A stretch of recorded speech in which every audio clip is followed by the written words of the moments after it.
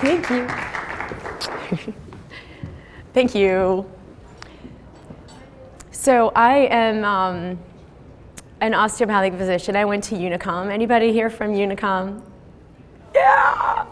And then I also helped start up DCOM in Tennessee. So I know there are a lot of students who are here who are at DCOM, so I was super excited to meet a lot of them and also see one of my favorite colleagues, Mike Whiting, and his wife Shelley here. I haven't seen them in a long time, but that was a really huge part of my career because I got to do, after having done my ER residency, a lot of osteopathic medicine. I worked with Greg Thompson, who was one of my favorite mentors, and really developed my osteopathic practice. So yeah, I did the ER thing, but I really am a true osteopath at heart.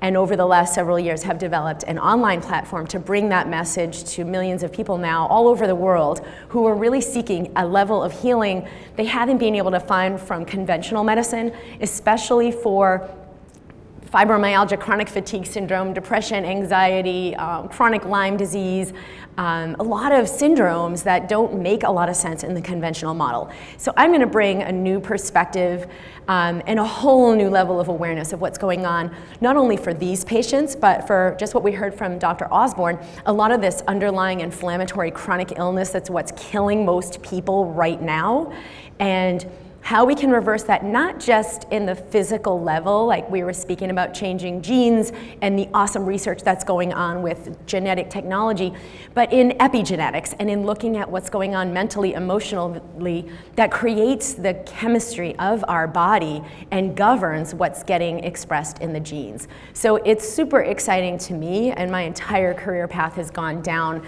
this sharing this message of mind-body medicine with more and more doctors and more of the general public to have seen some pretty miraculous things with healing.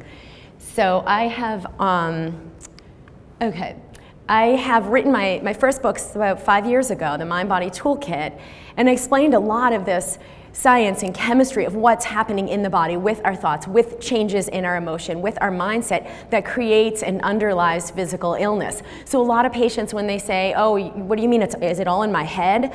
Well, what happens in the head gets translated into the body, gets translated into our chemistry, and every cell is listening. So a lot of what's happening in these chronic physical illness does have this underlying component of what's going on in our consciousness. And we do have this second book that's going to be coming out this year, and I'm super excited about kind of sharing this message of osteopathy with more and more people. So I initially created this whole talk because I knew this was a physical medicine rehab doctor conference, and it was all about pain and the emotional body. And I have treated for years and years, and I'll share some cases, people with really severe chronic pain who had tried everything to no avail. And some of the newer kinds of things I was doing with emotional release or helping treat their energy system and look at these energies they were carrying sometimes for decades and help people be more conscious of what was going on in their body, and they would become pain-free. So I was super inspired about this, started teaching all the practitioners that I knew about this and started using it for myself personally. So I had this whole presentation put together about that because PM&R doctors see a lot of people with pain. And then I spoke to Amir, who had invited me to speak, and I said, well, what's the theme of this event? And he said that it was about passion, and the passion in the patient. And I was like, whoa, I'm gonna go in a whole different direction. So I kind of dumped that, and I'm gonna speak to you. It will still be very relevant for the pain conversation for sure. But this is more central to yourself and central to what we are actually made of that makes the difference for our patient. So everyone take a few deep breaths, and please stand up because we've been sitting for a while and it will help get the energy moving so you're on track with what I'm sharing. So just pick your arms up and take a big deep breath in, and then exhale, let everything down, and then do it again. Inhale all the way up. Exhale all the way down, let everything go. And then this last one, breathe in and bring in light into your body. Bring in light, bring in energy, bring in clarity, bring in wisdom. And then exhale, let your body release everything you've been holding and release stagnation and let all of it go. And then you can have a seat. And I want you to think about, and you're gonna write down, what are the things you're most passionate about? So why does passion matter before we do that exercise? This is so on point right now. It's March of 2019, where our healthcare system is falling apart. It has completely fallen apart. Patients are completely devastated because there's more chronic ill people than healthy people. There's more chronic illness than ever before in history. And doctors and practitioners are kind of devastated because they're trying so hard to do this thing they really care about, but finding that like people aren't really getting better the way we were taught they should in medical school. So it's really depleting for the patient, it's really depleting for the doctor. And no matter how much pharmaceutical or technological research we invest in this system, it is not working for anyone. So we are actually, people have been talking about this healthcare crisis, but we're like beyond that. We really do need to come up with a new way to do everything. So I want you to write down what your passions are, and when you think about this, this is not an airy-fairy, fluffy, just follow your passion and everything will be good, or what are you passionate about? You should focus on your passion. This is something completely different, because passion is not an airy-fairy bumper sticker. Passion is an electrochemical state in your body that has an effect on every cell and deeply impacts your DNA and your DNA expression. So I'd like you to write down what are the top 3 things that you care the most about and that mean the most to you.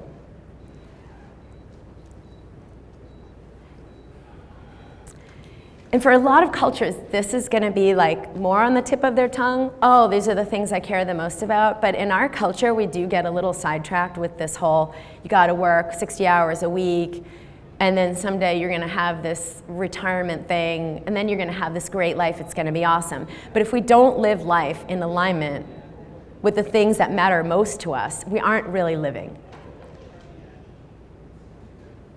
So raise your hand when you're complete with that process. Okay, anyone want to share what some of those things are? Yeah. What did you write? Learning, nature, and connection with certain individuals. Learning, nature, and connection. Awesome. Anybody else? Yes? Yeah, you.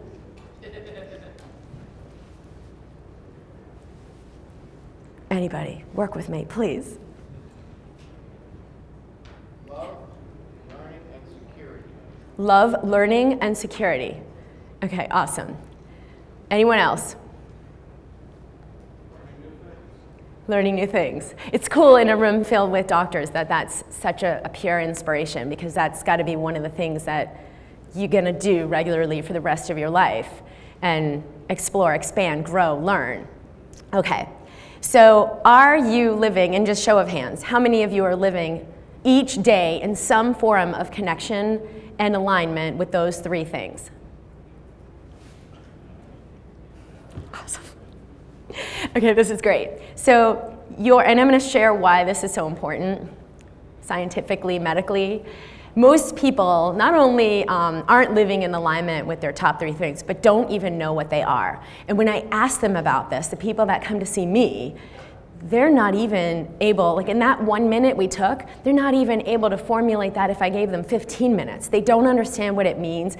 Their mind is shut down to that possibility. They aren't connected enough with themselves to even understand what is it that I care most about. I guess these are the things I should care about. I care about my kids, I care about my health, or they'll come up with these things that are more from these ideas, but not necessarily from asking the question of their own body, of their own heart. Who am I? What do I care about? What matters most to me? So we don't know ourselves, but we've also blocked ourselves from knowing. We've shut down. So when we are in this alignment, it actually creates an electromagnetic change in our body. So our body is primarily electromagnetic. Yes, we're made of chemicals and cells, and there's this physical aspect.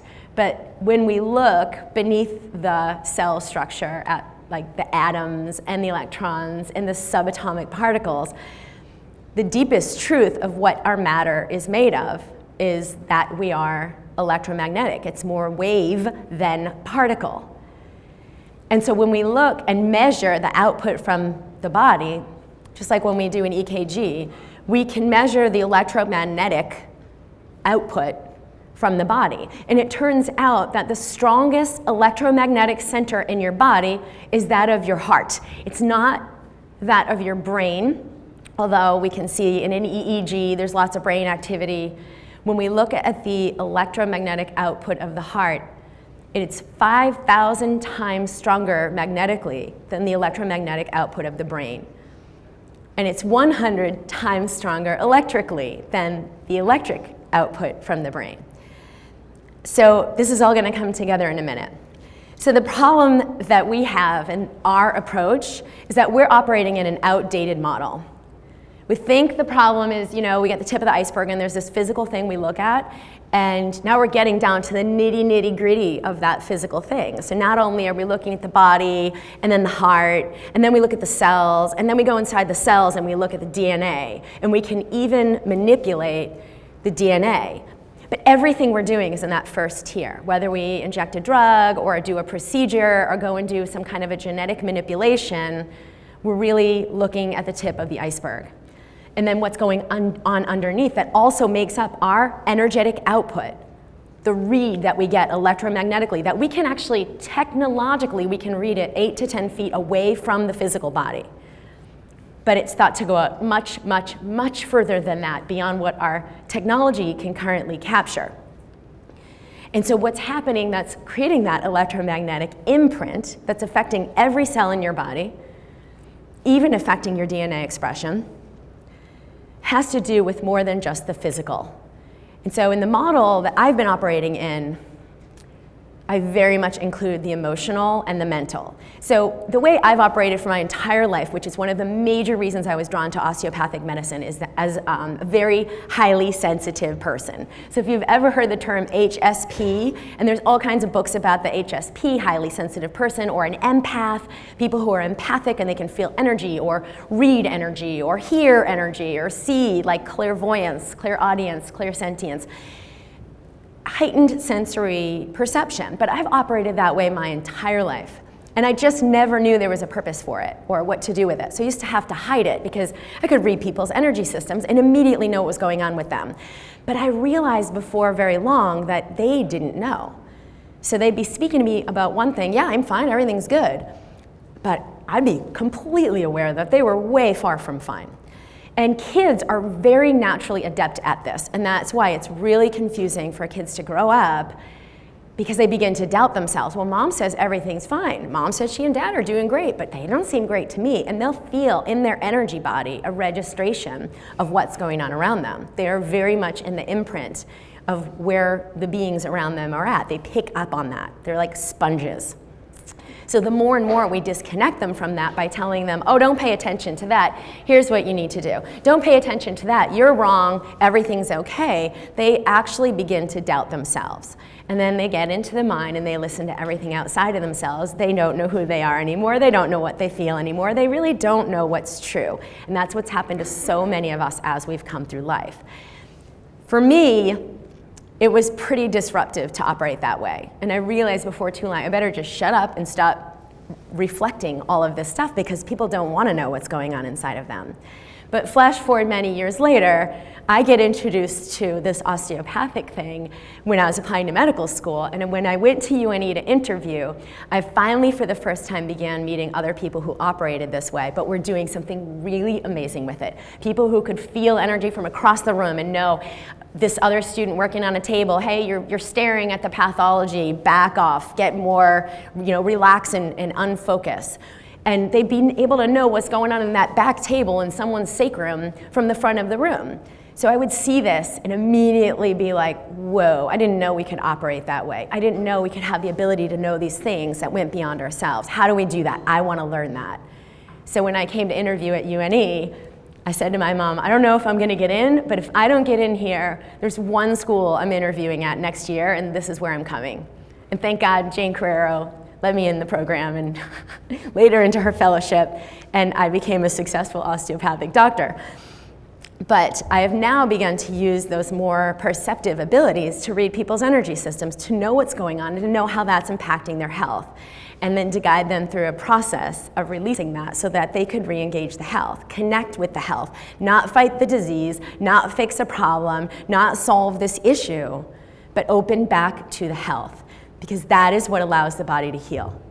So we've got to begin to look at the whole picture and understand, because we can all develop. It is so easy to develop this ability to see and feel and understand the emotional and mental systems of what's happening. Just like we learned a physical exam, we can learn this as well, and it has to do with being present in your own body.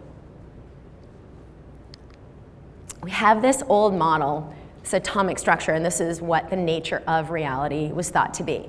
And this is really where we were raised when we were kids. This is what we're taught. You have this atom, and there are these physical parts all moving around each other. They're in a specific place relative to each other. They're physical, solid things. So we understood of our reality based on that, and then you build out and build out from there. You have this physical body. Your liver's over here, your heart's over here, here's your brain and nervous system, and these are all very separate. If we want to change them, we have to physically or chemically manipulate them. But we now, in the turn of the century, which was way before I was even born, let alone educated, have already begun to understand that the nature of reality is really not as that model portrays, that everything is energy. So the new model of the atom was developed, which was closer to reality, that it's more of a wave than a particle, that things aren't actually in a static, solid, physical structure, but more of a probability, so that that electron, here's the probability wave of where that electron resides. And when I began to learn physical chemistry, because I majored in chemistry at Providence College when I was an undergrad, and I did this chemistry research mentorship and for a summer. And I remember the physical chemist who was teaching me, Dr. Paul Check, one of the most influential people in my life, and he would sit there and teach me about this quantum physics stuff. And when he started to get into this whole thing with like the electron isn't actually in any one place, it's in like all these different places at once. It's just a probability. It can be in multiple places at the same time. And he said all this and a lot of other stuff about quantum physics, like it was no big deal. And I sat there completely dumbfounded, because in my exploration, as we were getting deeper and deeper and deeper at looking at the stuff that makes up the matter of life, we have transcended the space-time continuum. We aren't operating in linear space and time as we have understood them. None of this stuff is operating in the linear construct that we have believed it to be. And this changed everything for me. And if you really begin to understand this, it kind of should freak you out too. So Nikola Tesla has said, if you want to find the secrets of the universe, think in terms of energy, frequency, and vibration. And I am inviting us to begin to practice medicine in this higher realm of possibility, because if we want to begin to see what's really possible in healing, which I have already seen, and everyone who's really explored osteopathic medicine has seen in some way, there's way more that's possible than what our current medical model has allowed for. Our thoughts affect our reality. So everyone from NASA astronauts to elite Olympic athletes have used this premise for a very long time.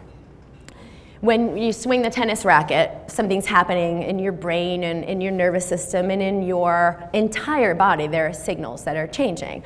But if a person is just sitting, lying on a bed, visualizing, imagining, swinging that tennis racket, going through the exact same procedure, it creates the same brain changes and brain activity, and it creates the same chemistry and chemical changes throughout the entire body. The brain does not know the difference between the real and the imagined, and the body is listening to those signals.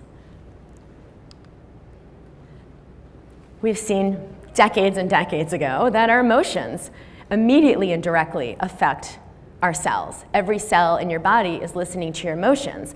So when we are in the motion of anger or fear, it creates chemical signals that affect every aspect of our body, not just our brain and our thoughts, but our heart and our kidneys and our liver and every single cell in our body, and even our DNA. And so this whole field of epigenetics has come about But we've got to understand this is not a physical reality. This is an energetic one. The energy of that emotion. Your emotional body is not just a physical thing and all these chemicals that you secrete in your hormone system. The emotional body is a giant sensory receptor that will give you information about the energy frequency you're in. Everything is energy. If you want the solutions, you have to think in frequency, in terms of frequency and vibration. Our emotional body is registering that frequency and the vibration that we reside in any moment. And that is the key of what determines whether we're in health and we have good genes that get turned on and bad genes get turned off, just like the previous speaker was talking about, or we're in disease where our DNA is disrupted and doesn't repair itself. So the key to allowing that DNA to morph and change in a healthful way, just like George Burns lived past 100, smoking toxic cigarettes, drinking martinis all day long. Why? What frequency was he in that allowed him to be in that resilience? Those are the questions we need to be asking as doctors, not how to go in and manipulate the genes or get a better drug, but what is it that's actually controlling all of this? And having that person, it's not luck.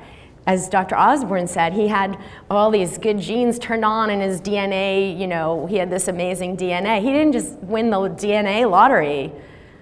Because he lived in freedom, joy, ease, I let myself be where I am. I enjoy beautiful women, and I accept myself as I am. You can see it in his frequency. If you're energy sensitive, it's really easy to see it.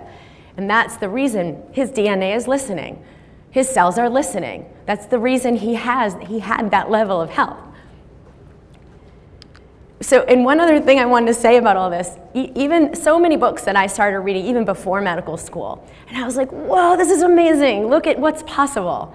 Still have not been incorporated into our conventional model, still have not been incorporated into our educational system. So not only did I, growing up in the 70s and 80s, 90s, not learn about this quantum model of reality and about what really governs the expression of our genes and our cells and our world, we're still not even teaching this. And it was in the early 1900s. Why is this not being incorporated into the model? We are the ones that need to bring this to the forefront. Okay, so when we make a quantum change in health, whoever's heard of spontaneous healing, amazing, miraculous things happen, whoa, that's cool, but that's like, well, we'll put that over here and let's look at the real science. That's the outlier. Here's what's really going on that we need to pay attention to. No, that's just like the don't pay attention to the man behind the curtain thing. This is the thing we need to look at. This is where we need to be asking the questions and exploring what is it that has someone's unhealthy, toxic, cancerous liver cells instantaneously convert into healthy, vibrant liver cells that have no tumor and no cancer and no disease. This is not about quantum physics magic and we turn your liver into a cat. This is about a transformation, a transmutation, a quantum shift at the cellular level to convert your cancerous liver into a healthy liver. It's not that far a jump. But we still haven't been operating this way. So Anita Moorjani is an amazing woman who had this profound experience. Has anyone ever heard of her? She wrote a book called Dying to Be Me. Well, before she wrote that book, she got really, really, really sick and died. So she was on hospice, completely hopeless, had tried everything, and now she's like physically died, but had this amazing out-of-body experience and came into a higher level of consciousness. She had been raised in an Indian family and realized in this experience all of the fear she had carried her whole life, all of the ways she'd suppressed herself, not allowed herself to choose in her relationships, in her career, in her expression from who she really was and what she really cared about, but instead chose according to these conventions of who she was supposed to be and what was right in her societal structure. And when she had this amazing experience, she bumped out of that fear frequency into a really, really heightened state of consciousness, had total awareness of what all the things had been that created that cancer, total awareness of all of the love that had been in her life that she hadn't fully received, total awareness from her deceased father and had a communication with him, an amazing intelligence and wisdom came in, a transmission, where she began to understand things she had never understood before and was given a choice. She could continue to go on in this death experience and be in this amazing state of freedom she'd come into, or she could come back into her physical body and she would be healed. Stage 4 lymphoma, end stage, multi-organ system failure, and actually had a death experience. The doctors had told her family, we're done here. And life came back into her body. When life came back into her body, she no longer had cancer. They couldn't find one single cancerous cell in her body, and she had the total knowing that she would be well. You guys can look all you need to look. It's okay. And they took sample after sample after sample, nothing. And they finally said, well, we need to take one of these lymph nodes out and send it to pathology because we've got to find something. We have to physically send something. And she said, I knew I didn't require any of this and I didn't require any of the chemotherapy, but my doctors did.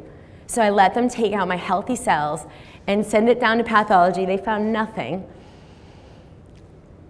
But they needed to give her some kind of chemo. They knew she had this cancer because 10 minutes ago, all of her studies showed this stage 4 lymphoma. All of her organ failure resolved. They couldn't find a cell of cancer. And then they gave her this toxic chemotherapy, but she was in a frequency of, I receive all things in grace and ease. It's okay for me to allow them to do what they need to do so they don't all freak out, and to let myself go on the journey I'm here. So she received this chemo, had not one side effect, didn't get sick, recovered, and 2 weeks later, I think it was, out dancing at a wedding. Like miraculous recovery on every level. And then went out to share this story with other people. Has an amazing story of how through synchronicity and alignment, her work came out to like tens of thousands of people, millions of people now in a very, very short time. So these are the things we need to be looking at, not excluding. It's a simple question. What is it that has someone with stage 4 cancer on death's door resolve within minutes to no cancer, completely healthy, and then weeks later, partying and dancing like never before? Because if that can happen for one person, that can happen for all of us. We're all governed by the same laws of physics. Our emotions have been shown to shift our electromagnetic field in a way that can be quantified physiologically. Changes in our heart rate variability, changes in our chemistry and inflammatory markers, changes in our hormones, changes in our brain activity. So when we're in the frequencies of anger, frustration, and fear, there's an erratic heart rate, erratic connection between what's going on in the heart and the breathing mechanics, an erratic connection with our blood pressure. Inflammation goes up, our ability to fight disease goes down, and every marker for all of the major lethal diseases most people are dying from start to rise. It was exactly, I don't know who else could have given the perfect talk for me to follow up, because Dr. Osborne laid it all out. All of these inflammatory markers, insulin resistance, everything that's making most people die. These are linked to our emotions, and they're an instantaneous shift. We can see instantaneous changes in the electromagnetic output depending on our emotional state. When we feel joy and love and a sense of freedom, and it's okay, I accept myself fully, there's not only a chemical shift, our hormones change, our inflammatory markers change, there's brain wave changes, but there's an instantaneous electromagnetic change that is harmonic or coherent. The Institute for Heart Math has a ton of research on this, and they're allowing people to heal using these modalities and this understanding on a daily basis. So why aren't we incorporating this into our general practice in conventional medicine? It's really easy. And I'm going to give you specific ways to begin to implement this now. We even see changes in the DNA. So Dr. Osborne talked about methylation and how we can repair DNA and stay younger and healthier longer and slow down that aging process. Or that other things happen that speed it up and the DNA is damaged. Well, our emotions are directly linked to that. So when we see we're in a coherent electromagnetic state, space of love, ease, maybe you're thinking about your child, maybe you just made a choice that really honored yourself, changed your relationship, or left a job that you hated and decided to open up to something else. There can be anything. It could be appreciating the pen that you hold in your hand, like, I'm doing a good job here, it's okay. It can happen in a second. But we will see immediate shifts that happen in the body. And these electromagnetics affect the DNA. So there's an uncoiling and a loosening of the DNA. The DNA can more easily be repaired. Genes that are harmful can be turned off. Genes that are healthy can be turned on when we're in these heightened states of joy, love, freedom, appreciation.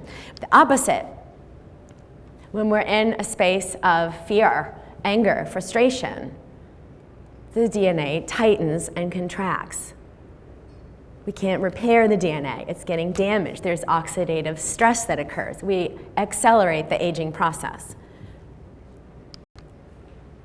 This is the real problem, is that we aren't functioning in a system that has space for us to be in joy. So I remember when I was in the ER and it was like, move the meat, gotta go, let's go, and what are your RVUs, and how can healing happen if I can't show up to allow something higher to come through? How can healing happen if those are states that not only affect the emanation from my electromagnetics, which we're going to talk more about in a minute, but it's going to change my brain patterning so I can't even make the coherent choices and decisions or have the insight to know, here's what I need to do. Here's this idea I just had. Let's go in this direction. You can't function in inspiration when you're in a state of fear. And so this is where 90% of the medical professionals are functioning from in the system we're in. I had to step out into a totally different forum to be in my genius, to let my wisdom, the way I'm programmed to work in the world, really come through and shine. It would come through maybe these little flickers, but in the system I was in, it was like eking it out. It was like squeezing for it. It was hard and I was exhausted. When I allowed myself to step into something else and function differently, everything changed. And when I work with people, it's magic. But it's science. Okay, emotions change our DNA, and this is affecting us over generations. So we've done this really cool science to look at these mice. They're exposed to cherry blossoms. And this is to look at what happens over generations, how these things get passed on in the DNA. So they're exposed to these cherry blossoms, and then a shock is delivered. So they go into this huge stress state, inflammation, brain changes. Again and again, there's this repeated association. And of course, after a while, just the exposure to the smell of the cherry blossoms elicited the same stress response as when they were delivered the shock. But the really interesting thing is the progeny of these mice, generations and generations down, who had never been exposed to the stressor of a shock, would be exposed to the smell of the cherry blossoms and go into the same stress state, go into the same inflammatory state. And when they were in that state, just the exposure to the smell of the cherry blossoms, because of that association, they would not perceive that food had been delivered, that they could go and eat, that everything really was okay, nothing bad is actually happening. They would not cuddle up with the other mice and do behaviors that brought them warmth and comfort. It would change their entire perception of reality because of these programs, and they get passed down in the DNA. Well, the people I work with, so many of them are carrying fear states around money and lack, around I hate my body, I'm disgusting, around here's what it means to be a wife and I can't operate, I can't allow myself to really be fully sexual. All kinds of things that would bring them so much joy and health that actually are available, but their system's registering as if it's not. I don't have enough money. I gotta keep going. I gotta keep working. I can't leave my job. It won't be okay. I have to be in this job that I hate that's making me sick because that's the way you do it. All of these programs that would prevent them from seeing opportunities, from thinking in a new way that could create something different, that would propagate old emotional patterns. So people whose family had survived major tragedies, people whose family had been in the Depression and had experienced true lack where they really didn't have enough money. But they're carrying on those states because it's a program in their DNA. Well, there's good news because just like I showed, these higher frequency states can allow an unwinding of the DNA and a release of those patterns, a release of those programs, a release of those energies. I see it every day, and it is amazing that people can release decades and decades of old patterns of trauma, fear, anxiety, inflammation, illness, pain, chronic fatigue, sometimes in minutes. So how do we change this? We look at the physical thing and go in and inject the cells and change the DNA and change the codons or inject new chemicals and new drugs and manipulate the system. Or we can begin to operate electromagnetically the way that nature is created, aligned with the miracle of our body.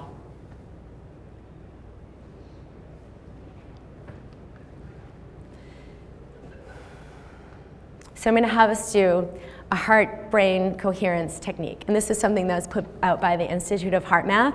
So actually just sit in your seat, and you're going to put your hands on your heart. What we've seen, there's so much cool research, is that when we enter this higher harmonic that you're going to do in a moment, it shifts your electromagnetics to a state of coherence. It shifts your chemistry and what's happening in your cells. And it creates these changes over a period of time, using them again and again, physical changes in the body, in the health, in your physiology, in your chemistry, and in your DNA. New brain patterns are established. You reside in a new harmonic and a new frequency. So keep your hands on your heart and take several deep breaths. Close your eyes. And then feel this space of your heart. And then breathe as if you're breathing right into your heart. Let the breath come through your heart. And let everything relax and release as you exhale. Bring to your awareness someone or something that you love, or something that's inspiring, something that you know, something inside you, something beautiful. Let yourself feel it. Feel the space of your heart and breathe. Invite this energy, this essence, this beautiful thing that you love. And breathe it in so that you breathe that essence in with the breath into this space of your heart. It's okay to feel what you feel. It's okay to feel your body. It's okay to be present and not go anywhere else right now. So breathe this into your heart. Feel this space of your heart. Welcome in this warmth.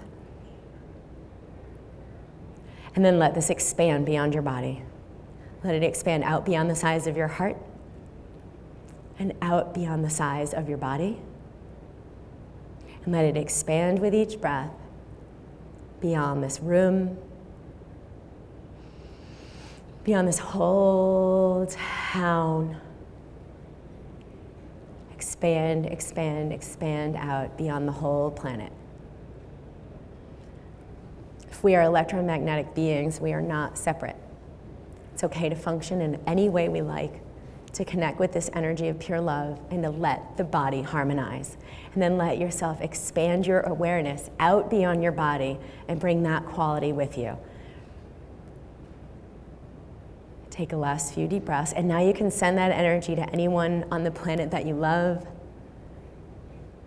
someone that you love dearly, or someone that it's been harder to love, but that you do want to open to compassion.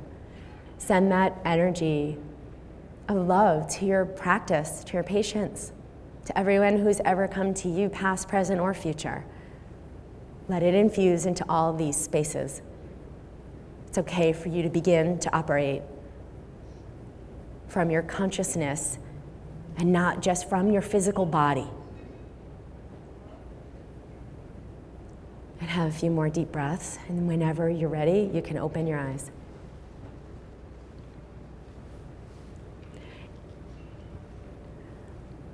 Does anybody want to share what that was like? Is that okay? Yeah? What was it like? Yoga. Like yoga. What does it feel like when you do yoga? Just opening the chest, opening the heart. Opening the chest and opening the heart. There's a really cool yogi named Matt, what's his name? Sanchez? Oh no, I'll think of it in a second. And he taught me, it was actually years ago at Convocation. It is impossible to have an open heart and not, to do those heart opening postures and not feel deeper compassion for everyone around you. He said, so if doctors would do, that pose, you put like a bolster between your shoulder blades and you just lay back for a few minutes, open your shoulder blades, open your chest, and you will feel more connected with yourself, with your body, and with everyone around you. He said it's impossible not to feel deeper compassion when you have an open heart and open chest physically, which is also really osteopathic form and function. But we don't do that, right? We kind of walk around like a little protected, and we don't want to feel too much. And we certainly don't want to feel everyone around us because it's like, we'd be bombarded. But we don't need to function that way anymore. When we're out of resistance, we can feel everything that we feel in fluidity. And so then we can really show up for people. Anyone else? Yeah? Yeah? Yes? Like Tai Chi. Like Tai Chi. Yeah, and Tai Chi is really powerful because you do the same thing. You realign your electromagnetics. You're bringing your presence and your awareness into your body as you move. So it shifts all of the neurologic output, the neurologic connection, the nerve signals, because those are electromagnetic signals too. It changes what's happening in your physical body. It allows the body to release toxicity and waste products. It allows all of your physiologic function to improve. So to deliver oxygen, nutrients, no matter how high-end organic food you eat or supplements you take or medications or whatever, nothing has been shown to be more powerful than what your body's capable of within yourself. So feel free to try that anytime. I have a YouTube channel. It's Dr. Kim Duramo, and there's a video on that if you ever want to look that up. It's the heart-brain coherence technique. So in quantum science, everything is connected. They've done amazing studies to show, you take this single atom and then they would split it. And they'd shoot it off in different directions. So 7 miles in one direction, 7 miles in the other direction. They're 14 miles apart. So you've got these little photons that were once one, and now they're two. And then they do something to change the energy frequency of one of these photons. And they'd see an instantaneous shift in the sister photon, not like some kind of signal was sent at the speed of light, faster than the speed of light, an instantaneous change, that there's still an innate connection and an invisible field that's connecting these two things, having them shift simultaneously. So this was kind of a big deal because we've seen that all matter has derived from the same central core. And everything's expanding out. All matter and all energy is expanding out, but actually came from the same central beginning as a connected one. So we're beginning to see that the stuff that makes up the matter of our physical reality is actually deeply connected. Okay? Time-wise? Okay. Further, our DNA has an effect on these photons. So they took a space and created a vacuum. They took all, everything out of this space, and there's still photons in there because stuff is, that's the smallest particle of matter. But in this vacuum, the photons are arranged in an erratic, disorganized pattern. And then they would take human DNA and put it into that vacuum. And the photons would reorganize in a harmonic, organized pattern because the DNA was in there. But then when they took the DNA out, those photons stayed in the new arrangement. So there's an intelligence that's being transmitted through human DNA that creates an arrangement of the photons. So our DNA changes physical matter, physical stuff. It has an impact. That's why you can walk into a room and be in a state of love and appreciation and joy for your patient or your family at a party, and people will say, oh my gosh, it's so great to see you. Or you walk into a room, you're like, oh my God, why do I have to go to work today? This is crazy, this is miserable. And you get there and everything goes wrong, and every patient's like dumping on you, or your staff is like, oh, we had 25 problems and we gotta figure this out, and it just feels heavier and heavier and heavier. Your electromagnetics are affecting everything around you. Same as the opposite is true.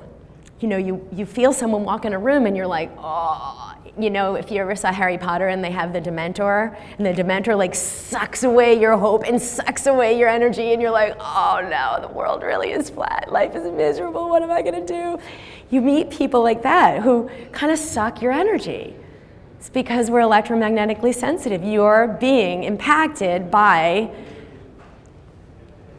their harmonics. So what's possible now goes way beyond what we have ever imagined. Our emotions change our DNA changes our reality, and all physical matter is connected. So what would be possible in our medical world? So you have a lot of, these are pictures of nurses who've learned Reiki and are practicing Reiki, and it's kind of crazy because, you know, 20 years ago, the idea of insurance paying for all of these alternative things, oh, well, that's bad and that's wrong and that's unproven and we're not gonna do that. And now it's like, oh, actually, let's look at that and let's think about that and let's start supporting that because people are getting better. So things like acupuncture are totally covered and everyone's doing them, no big deal. It's the same with these kinds of things. Remotely, we can affect others without even putting our hands on their physical body and have a profound impact. Where are we on time? Okay, so we can talk more about this tomorrow in the lab because I've had some really amazing patient cases. I'm gonna share this one in particular. I had this 55-year-old male. He had like over a decade of severe, unrelenting pain. He couldn't do his cycling anymore. It was interrupting his life. It was just disrupting his marriage. He said, I know you can't help me get out of pain, but maybe you can just do something to help me feel better. And I said, well, what if we can do a little better than that? What if we could get you out of pain? And he just laughed because he realized, like, oh, I guess I'm losing my hope here. So he's on narcotics. He'd tried everything. And I knew osteopathic manipulation could help him, but because there was this deeper emotional, mental component where he didn't even believe he could ever get better or believe this could work, I said, can we do some other things too? And I used a form of emotional release called EFT meridian tapping, emotional freedom technique. And you can go to drkimd.com/EFT because I have really great resources there to help patients learn about this and help them use it on themselves for pain or for fatigue or other things that are really obscure. And he said, yeah, we can do some of that, that's fine. So I did the OMT, but I also did this other stuff. And the emotions that came up for him, I have it here, he was in fear. First he said there's no emotions connected with this, it's just physical. Okay, so let's tap on the physical stuff. When it happened, how long it's been going on, I can't do my biking anymore, it's on the left side, it shoots down my leg, I have to take narcotics, all of kind of like the physical things and the facts. But the more he started getting into that, I'm so frustrated, it will never get better, I'm worried I won't be able to ever go biking again, I'm worried about what my wife is thinking about me, I'm embarrassed about what my colleagues are thinking about me. He was an MD psychiatrist, so fear, shame, frustration, anger. So we began to move all of those energies. And after about 12 minutes of working with him and having him repattern his nervous system as an electromagnetics, his thoughts, his beliefs, and move the emotion, he called me the next day 100% pain-free. And he said, Dr. Kim, I'm sure it's gonna come back, and I have no idea what you did, but I have the first pain-free day that I've had in 10 years. So Interesting story it went on. We did eventually get his whole thing resolved, but our thoughts and patterns and emotions, we have to be able to address that to know what's going on.